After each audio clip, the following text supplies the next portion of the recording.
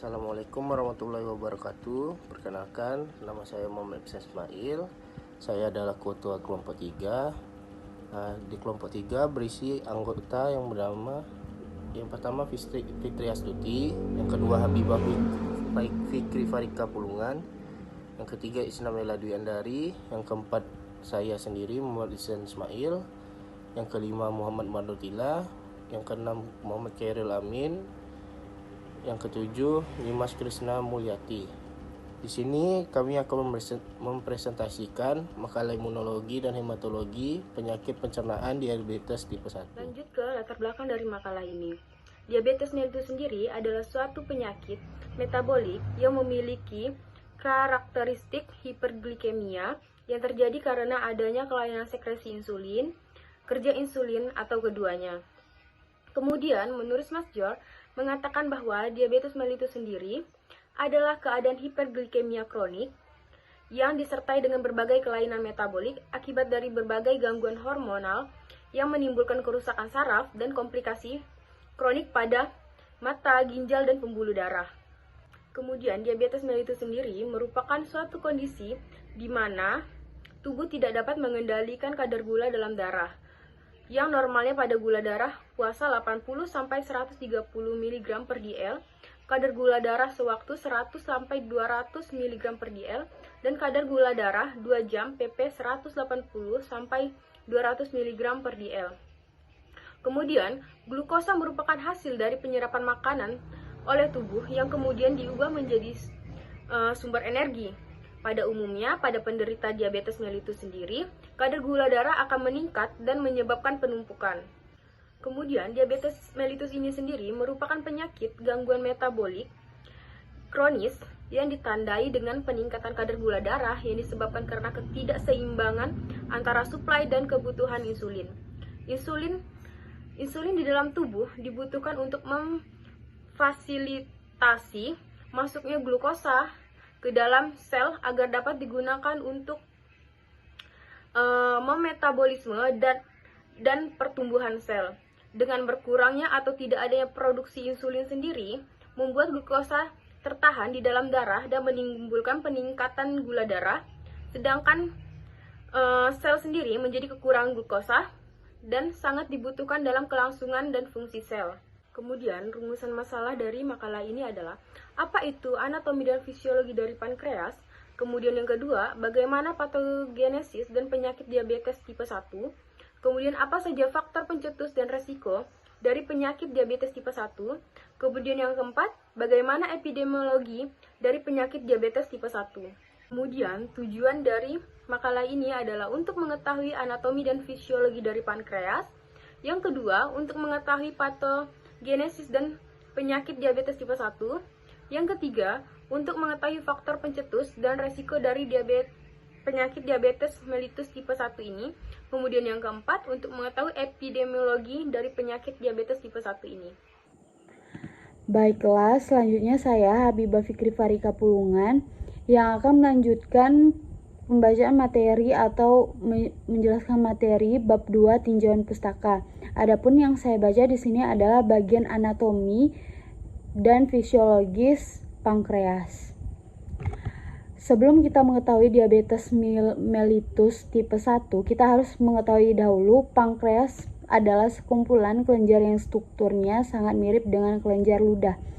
Panjangnya kira-kira 15 cm dari duodenum sampai ke limpa dan beratnya rata-rata 69 sampai 90 gram. Pankreas adalah organ pipi yang terletak di belakang dan sedikit di bawah lambung dalam abdomen menurut Sloane 2003. Pankreas merupakan kelenjar retroperitoneal dengan panjang sekitar 12 sampai 15 cm atau 5 sampai 6 inci dan tebal 2,5 cm atau 1 inci.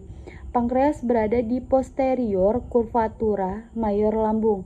Pankreas terdiri dari kepala, badan, dan ekor dan biasanya terhubung ke duodenum oleh dua saluran, yaitu ductus Santorini dan ampulla vateria menurut Tortora dan Derrickson 2012. Pankreas terletak di perut bagian atas, di belakang perut.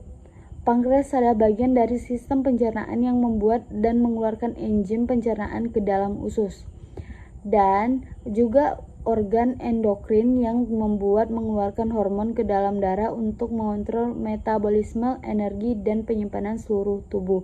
Atau itu menurut Daniel 2014. Terbentang pada vertebra lumbalis 1 dan 2 di belakang lambung. Adapun bagian-bagian dari pankreas adalah, yang pertama adalah kepala pankreas terletak di sebelah kanan rongga abdomen dan di dalam ekukan duodenum. Badan pankreas merupakan bagian utama dari organ ini, letaknya di belakang lambung dan di depan vertebra lumbalis pertama. Yang ketiga, ekor pankreas, bagian runcing di sebelah kiri yang sebenarnya menyentuh limfa. Fungsi dari pankreas ada dua, yaitu yang pertama fungsi eksokrin, yaitu membentuk getah pankreas yang berisi enzim dan elektrolit. Yang kedua, fungsi endokrin, yaitu sekelompok kecil atau pulau Langerhans yang bersama-sama membentuk organ endokrin yang mensekresikan insulin.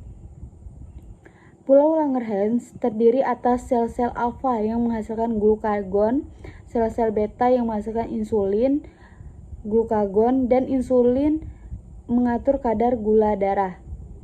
Insulin adalah hormon hipoglikemik atau menurunkan gula darah, sedangkan glukagon bersifat hiperglikemik, meningkatkan gula darah. Selain ini, ada sel-sel delta yang menghasilkan somatostatin yang menghambat pelepasan insulin dan glukagon. Selain itu, sel F menghasilkan polipeptida dan pankreatik yang berperan mengatur fungsi eksokrin pankreas. Itu menurut Tambayong 2001. Untuk lebih jelas lagi dapat dilihat pada gambar di bawah ini. Jadi jumlah glukosa yang diambil dan dilepaskan oleh hati dan yang dipergunakan oleh jaringan perifer tergantung dari keseimbangan fisiologi beberapa hormon, antara lain yang pertama hormon yang dapat merendahkan kadar gula darah yaitu insulin. Kerja insulin yaitu merupakan hormon yang menurunkan glukosa darah dengan cara membantu glukosa darah masuk ke dalam sel. Yang kedua, hormon yang meningkatkan kadar gula darah antara lain yang pertama glukagon yang disekresi oleh sel alfa pulau Langerhans. Yang kedua, epinefrin yang disekresi oleh mesula, adrenal, dan jaringan kromafin. Yang ketiga, glukokortikoid yang disekresikan oleh korteks adrenal. Yang keempat, growth hormon yang disekresi oleh kelenjar hipofisis anterior. Glukagon, epinefrin, glukokortikoid, dan growth hormon membentuk suatu mekanisme konverregulator yang mencegah timbulnya hipoglikemia akibat pengaruh insulin. Pada materi ini saya akan membahas tentang patogenesis, patologi, patofisiologi, dan etiologi. Baiklah, yang pertama kita masuk ke materi patogenesis, di mana diabetes mellitus tipe 1 adalah penyakit autoimun kronis yang berhubungan dengan kehancuran selektif sel beta pankreas yang memproduksi insulin. Timbulnya penyakit klinis merupakan tahap akhir dari kerusakan sel beta yang mengarah ke tipe diabetes mellitus tipe 1.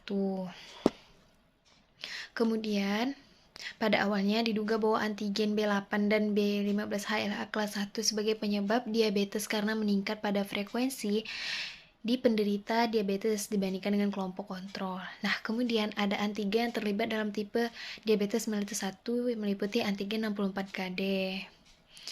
Kemudian, pada saat terjadi kekurangan insulin akibat kerusakan dari sel beta di pankreas, maka hiperglikemia berkembang sebagai hasil dari 3 proses. Yang pertama, peningkatan gluconeogenesis atau pembuatan glukosa dari asam amino dan gliserol. Nah, yang kedua, ada glikogenolisis dipercepat atau pemecahan glukosa disimpan. Dan yang ketiga, pemanfaatan glukosa oleh perifer jaringan. Nah, selanjutnya ada patologi. Gangguan pada produksi maupun aksi insulin akan mengakibatkan gangguan pada metabolisme glukosa. Nah, dengan berbagai dampak yang ditimbulkan, mekanisme yang mendasarinya ini bermula dari hambatan dalam penggunaan glukosa yang kemudian diikuti oleh peningkatan kadar glukosa dalam darah. Secara klinis, gejala yang timbul ini disebut gejala diabetes. Pada diabetes mellitus tipe 1, gangguan metabolisme glukosa terjadi akibat adanya destruksi sel beta. Nah, glukosa merupakan monosakarida paling umum yang memiliki peranan penting dalam proses kimia kehidupan. Karena glukosa merupakan nutrien utama sel dalam proses yang dikenal sebagai respirasi seluler. Sel-sel mengekstraksi energi yang tersimpan dalam molekul glukosa, dan kemudian molekul glukosa yang tidak segera digunakan pada umumnya disimpan sebagai monomer yang bergabung bentuk disakarida atau polisakarida. Nah, metabolisme glukosa di dalam tubuh dipengaruhi oleh hormon insulin. Insulin merupakan hormon dari polipeptida yang dihasilkan oleh kelenjar pankreas di dalam tubuh kita. Sel yang menghasilkan hormon insulin dalam kelenjar pankreas dikenal sebagai sel beta. Nah, yaitu apa sel beta ini? Yaitu jenis sel yang terdapat dalam suatu kelompok sel atau biasa disebut islet of Langerhans dalam pankreas. Nah, fungsi utama insulin ialah pengawalan keseimbangan tahap glukosa dalam darah dan bertindak meningkatkan pengambilan glukosa oleh sel badan. Kemudian kegagalan badan untuk menghasilkan insulin akan menyebabkan glukosa tidak dapat masuk ke dalam dan digunakan oleh sel-sel tubuh. Nah, insulin dan glikogen adalah hormon yang bekerja secara antagonis dalam mengatur konsentrasi glukosa dalam darah. Hal ini merupakan suatu fungsi bioenergetik dan homeostasis yang sangat penting karena glukosa merupakan bahan bakar utama untuk respirasi seluler dan sumber kunci kerangka karbon untuk sintesis senyawa organik lainnya. Keseimbangan metabolisme tergantung pada pemeliharaan glukosa darah pada konsentrasi yang dekat dengan titik pasang, yaitu biasa sekitar 90 mg per 100 ml pada manusia. Nah, di sini dijelaskan dalam buku Nur Aini 2016, sebagian besar patologi diabetes mellitus dapat dihubungkan dengan efek utama kekurangan insulin, yaitu yang pertama, pengurangan penggunaan glukosa darah sampai setinggi 300 sampai 1200 mg per 100 ml. Nah, insulin berfungsi membawa glukosa ke sel dan menyimpannya sebagai glikogen. Sekresi insulin normalnya terjadi dalam 2 fase, yaitu yang pertama, fase 1 terjadi dalam beberapa menit setelah suplai glukosa, dan kemudian melepaskan sebagai insulin yang disimpan dalam sel beta. Kemudian, fase yang kedua merupakan pelepasan insulin yang baru disintesis dalam beberapa jam setelah makan. Kemudian ada peningkatan mobilisasi lemak dan daerah penyimpanan lemak sehingga menyebabkan kelainan metabolisme lemak maupun pengendapan lemak pada dinding vaskular. Kemudian ada pengurangan protein dalam jaringan tubuh. Kemudian selanjutnya ada patofisiologi. Patofisiologi dari diabetes mellitus tipe 1 yaitu dikaitkan dengan ketidakmampuan tubuh untuk menombak glukosa menjadi energi karena tidak ada atau kurangnya produksi insulin di dalam tubuh. Nah, insulin sudah dijelaskan yaitu adalah suatu hormon pencernaan yang dihasilkan oleh kelenjar pankreas dan berfungsi untuk memasukkan gula ke dalam sel tubuh dan untuk digunakan sebagai sumber energi. Nah, pada penderita diabetes mellitus, insulin yang dihasilkan tidak mencukupi sehingga gula menumpuk di dalam darah. Nah, patofisiologi pada diabetes mellitus tipe 1 terdiri atas autoimun dan non-imun. Nah, pada autoimun mediated diabetes mellitus, faktor lingkungan dan genetik diperkirakan menjadi faktor pemicu kerusakan sel beta pankreas. Nah, kemudian sedangkan tipe ini disebut tipe 1A. Sedangkan tipe non-imun lebih umum daripada autoimun. Tipe non-imun ini terjadi sebagai akibat sekunder dari penyakit lain seperti pankreatitis atau gangguan idiopatik. Baik, kita lanjut ke pembahasan materi, yaitu etiologi yang terakhir. Nah, etiologi dari penyakit diabetes yaitu gabungan antara faktor genetik dan faktor lingkungan. Kalau faktor genetik ini yaitu dari faktor keturunan. Kalau faktor lingkungan yaitu lingkungan sekitar kita.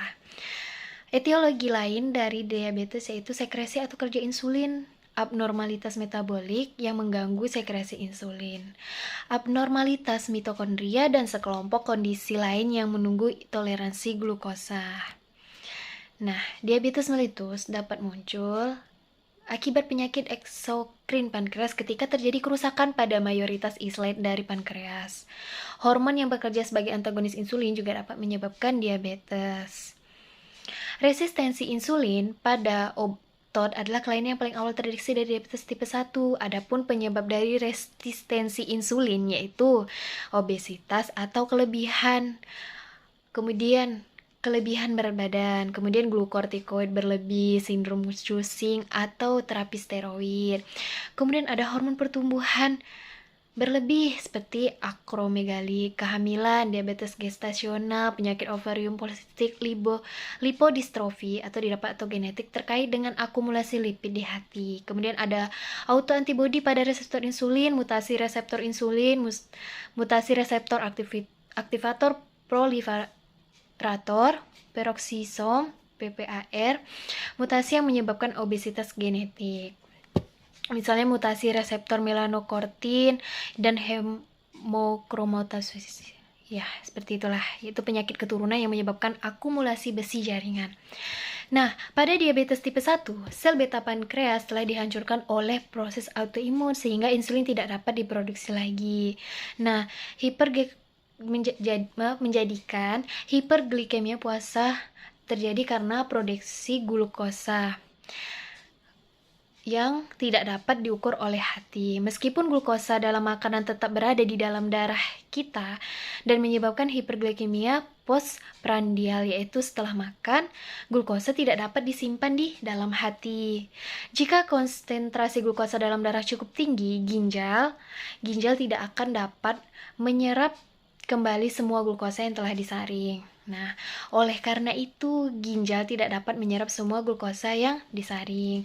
Akibatnya muncul dalam urine atau yang disebut kencing manis. Saat glukosa berlebih diekskresi ke dalam urine, limbah ini akan disertai dengan ekskreta dan elektrolit yang berlebihan. Kondisi ini disebut diuresis osmotik. Kehilangan cairan yang berlebihan dapat menyebabkan peningkatan buang air kecil atau poliuria dan haus atau polidipsia. Nah, selain itu, kekurangan insulin juga dapat mengganggu metabolisme protein dan lemak yang menyebabkan penurunan berat badan. Jika terjadi kekurangan insulin dalam tubuh kita, jika terjadi kekurangan insulin, kelebihan protein dalam darah yang bersirkulasi tidak akan disimpan di jaringan. Dengan tidak adanya insulin, semua aspek metabolisme lemak akan meningkat begitu cepat, pesat meningkat. Biasanya hal ini terjadi antara waktu makan, saat sekresi insulin minimal, kemudian namun saat sekresi insulin mendekati, metabolisme lemak pada diabetes mellitus akan meningkat secara signifikan. Nah, untuk mengatasi resistensi insulin dan mencegah pembentukan glukosa dalam darah, diperlukan peningkatan jumlah insulin yang diekspresikan oleh sel beta pankreas. Selanjutnya yaitu ada epidemiologi penyakit diabetes mellitus. Diabetes adalah gangguan yang dicirikan oleh hiperglikemia dalam tubuh. Diabetes dapat digolongkan ke dalam dua jenis, yaitu ada tipe 1 dan juga tipe 2. Klasifikasi ini didasarkan pada usia atau pada permulaan diabetes, tingkat hilangnya fungsi sel B, tingkat resistensi insulin, dan adanya autoantibodi yang terkait dengan diabetes. Obesitas, gaya hidup yang kurang gerak, pola makan yang tidak sehat, dan keturunan adalah faktor-faktor risiko penting yang perlu diperhatikan atau dipertimbangkan karena itu mempengaruhi perkembangan pada diabetes mellitus. Diabetes adalah salah satu penyakit yang tidak menular atau NCD. Prevalensi NCD meningkat pesat di seluruh dunia. 1 dari 10 orang di dunia hidup dengan diabetes. Itu menurut Federasi Diabetes Internasional di tahun 2019. Sebuah penelitian sebelumnya yang diadakan di Ghana pada tahun 2017 menyimpulkan bahwa diabetes tidak berhubungan dengan umur, jenis kelamin, dan indeks massa tubuh atau BMI. Namun, hasil yang berbeda diungkapkan oleh penelitian lain yang diadakan di Nigeria pada tahun 2018 yang mengungkapkan bahwa pola makan, kegiatan fisik, usia merupakan faktor-faktor yang penting dianggap oleh orang-orang yang menderita diabetes di Nigeria. Selanjutnya ada penelitian yang dilakukan oleh Elmadon, Nur, Ibrahim, Busharo, dan Ahmed pada tahun 2016 pada populasi masyarakat perkotaan menunjukkan bahwa peningkatan usia, tingkat pendidikan rendah, riwayat keluarga diabetes, dan adanya komponen sindrom metabolik merupakan faktor resiko diabetes yang pada Sudan. Nah, selanjutnya, pada tahun 2019, Indonesia menduduki peringkat ke-7 tertinggi setelah Cina, India, Amerika Serikat, Pakistan, Brazil, dan juga Meksiko. Dari angka penderita diabetes terbanyak di dunia diperkirakan 10,70 juta orang, lebih dari 65 tahun terjadinya diabetes. Dan pada tahun 2019, Indonesia juga merupakan negara dengan peringkat ke-5 di dunia mengingat jumlah orang dewasa yang mengidap diabetes yang tidak terdiagnosis.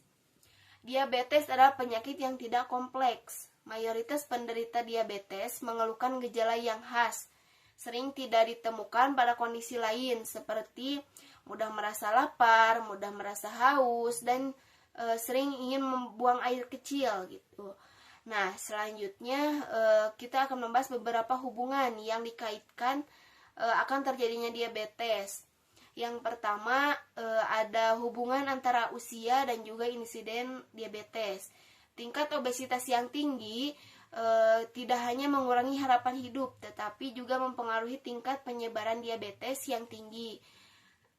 Ada hubungan antara diabetes dan defisiensi otak pada orang dewasa dan orang lanjut usia dengan resistensi insulin dan kekurangan vitamin. Hasil penelitian yang sudah dilakukan oleh Armia memperlihatkan bahwa responden lebih dari 35 tahun beresiko terkena diabetes mellitus.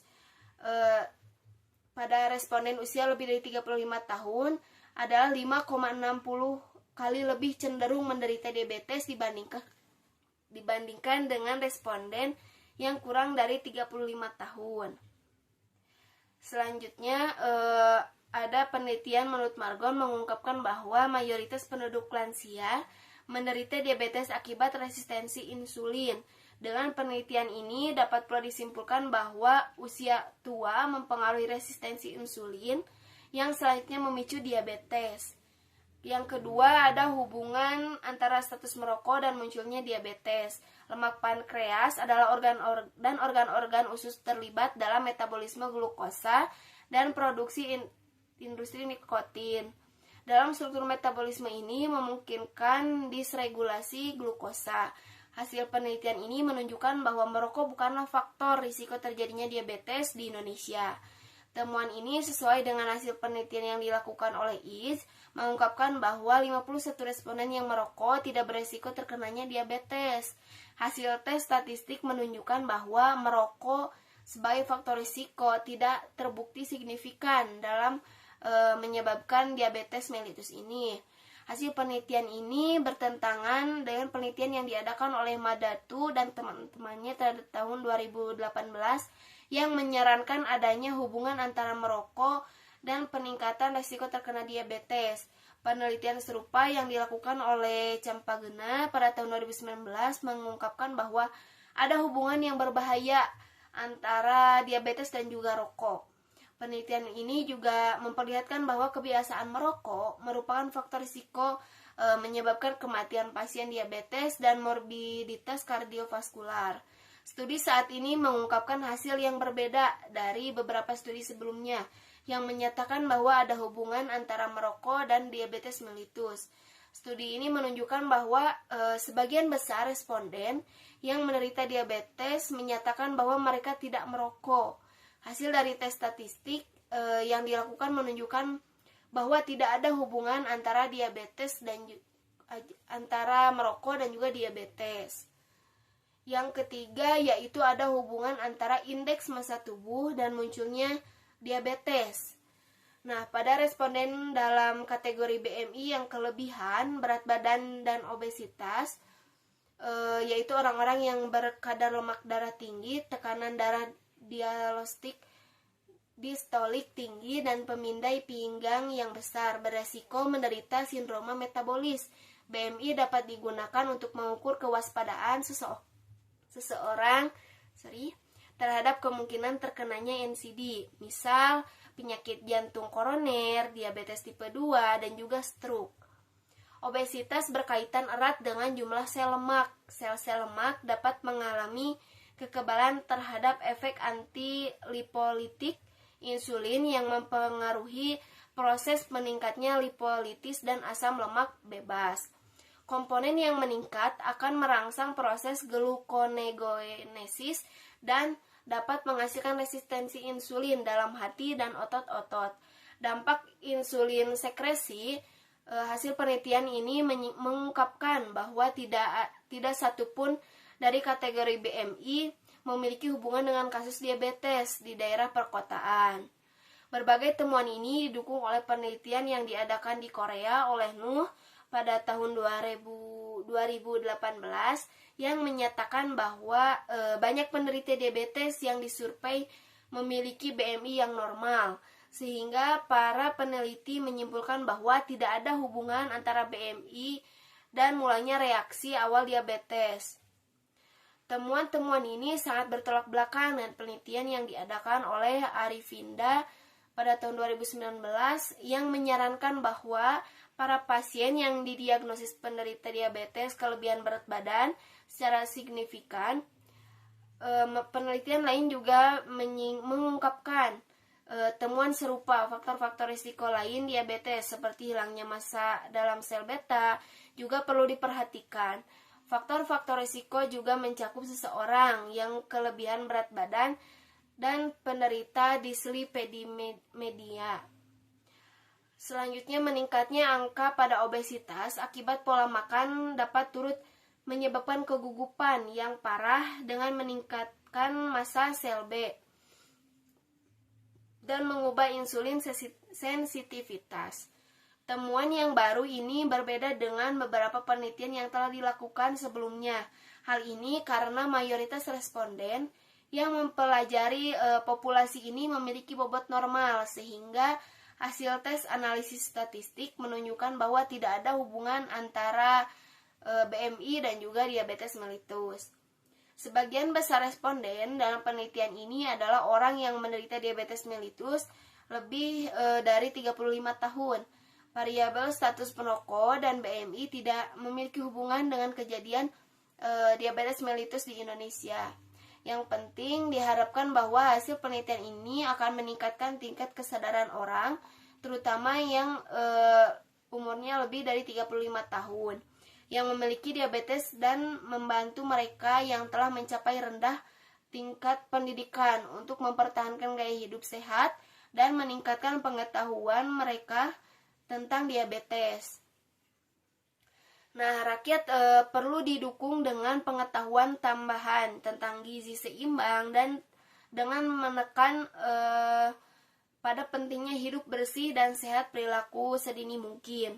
Pemerintah dari Indonesia telah menyediakan wadah bagi masyarakat pemberdayaan dalam bentuk pos pelayanan terpadu atau pos pelayanan terpadu Posbindu yang dapat dimaksimalkan sebagai media untuk memperluas informasi terkait diabetes mellitus. Baik, saya akan menjelaskan tentang faktor risiko penyebab diabetes tipe 1. Gejala awal terserang diabetes mellitus adalah dengan memiliki kebiasaan mengkonsumsi makanan yang berlebih, banyak minum, dan sering buang air kecil.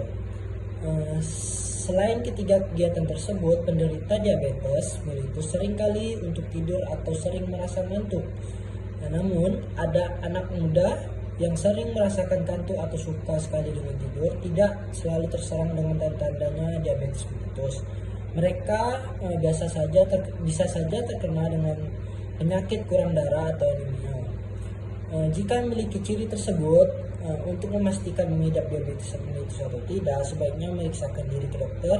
Dan untuk menghindari diabetes di usia muda, sangat diperlukan sekali untuk menjalani pola hidup makan yang sehat. Diabetes ini tidak semata berlatar belakang keluarga alias terpaut gen, tapi juga karena pola makan dan aktivitas. Diabetes mellitus tipe 1 disebabkan oleh diferensiasi hormon imun karena kerusakan sel beta pankreas yang disebabkan oleh adanya reaksi autoimun. Destruksi sel beta pankreas tersebut menyebabkan kadar insulin sangat rendah atau bahkan tidak ada sama sekali. Penderita diabetes mellitus tipe 1 ini bergantung pada insulin dari luar atau tidak bisa tertahan. Karena itu, diabetes ini bisa juga disebut dengan insulin dependent diabetes mellitus atau IDDM. Faktor resiko terjadinya diabetes mellitus tipe 1 terdiri dari faktor tetap, yaitu terdiri dari usia, jenis kelamin, riwayat diabetes gestasional, faktor genetik atau penyakit autoimun dengan ras. Sedangkan untuk faktor perilaku meliputi kebiasaan mengkonsumsi obat, faktor sosial ekonomi terdiri dari status pekerjaan dan status pendidikan. Faktor interdemennya meliputi IMT dan kondisi psikologis pasien. Faktor lingkungan terdiri dari virus dan cuaca. Bagian penutup yaitu kesimpulan. Yang pertama yaitu pankreas adalah suatu organ yang terdiri dari jaringan eksokrin dan juga endokrin. Sebagian besar eksokrin mengeluarkan larutan encer alkalis serta enzim pencernaan melalui ductus pankreaticus ke dalam lumen saluran cerna. Di antara sel-sel eksokrin di seluruh pankreas tersebar kelompok-kelompok atau pulau sel endokrin yang dikenal juga sebagai pulau Langerhans. Sel endokrin pankreas yang terbanyak adalah pada sel beta, tempat sintesis dan sekresi insulin, dan sel alfa yang menghasilkan glukogen, serta sel delta yang lebih jarang adalah tempat sintesis dari somatostatin. Yang kedua itu patogenesis diabetes mellitus tipe 1 disebabkan oleh adanya destruksi dari sel beta pankreas. Pada sebagian besar pasien saat dilakukan diagnosis pada diabetes mellitus tipe 1 ditemukan antibodi terhadap sel beta pankreas. Penyebab terbentuknya antibodi ini belum diketahui, namun penyebab kemungkinannya adalah terdapat lingkungan yang secara antigenesis mengubah sel-sel pankreas sehingga menstimulasi pembentukan antibodi. Selain itu, pembentukan antibodi juga dapat disebabkan oleh adanya kesamaan antigen antara sel-sel beta pankreas penderita diabetes mellitus tipe 1 serta mikroorganisme atau obat tertentu. Hal ini menyebabkan sel imun gagal mengidentifikasi bahwa sel beta pankreas adalah diri mereka sendiri saat melakukan respon terhadap virus atau obat tertentu. Faktor pencetus dan faktor resiko dari penyakit diabetes tipe 1 ini adalah ras, etnis, umur, jenis kelamin, faktor genetik, dan juga virus dan obat.